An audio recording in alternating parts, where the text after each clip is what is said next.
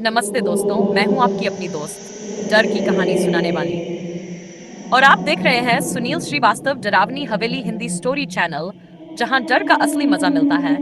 तो अगर आपको भी रहस्य, भूत, आत्मा और उन पुरानी हवेलियों की कहानियां पसंद है, तो अभी चैनल को सब्सक्राइब कर दो, क्योंकि ऐसी कहानियां सिर्फ यही मिलेंगी जो आपके दिल की धड़कनें तेज कर देंगी।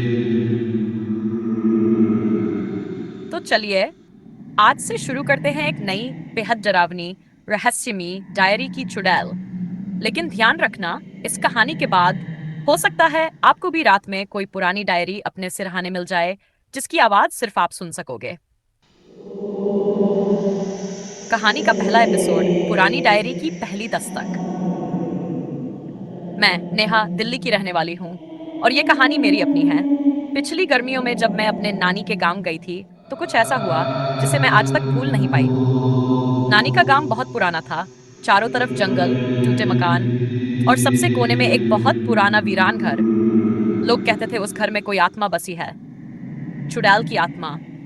पर मैं तो दिल्ली वाली लड़की थी, मुझे कहानियों पर क्या भरोसा। एक दिन बारिश हो रही थी, बिजली कड़क रही थी, और मैं नानी के पुराने कमरे में एक अलमारी साफ कर रही थी। तभी उस अलमारी के कोने से एक पुरानी मोटी सी डायरी मिली, बिल्कुल सूखी, जैसे बरसों से किसी ने छुई ही न हो। मैंने धीरे से वो डायरी खोली, तो उसके पहले पन्ने पर लिखा था, जो भी इस डायरी को खोलेगा वो मरेगा। मुझे तो हंसी आ गई। मैं बोली, ये भी कोई डराने वाली बात है। पर तभी कमरे की बत्ती अपने आप बुझ गई, और पीछे से किसी औरत की धीमी सी आवाज आई, मुझे मत छू, मेरी डायरी वापस रख दे।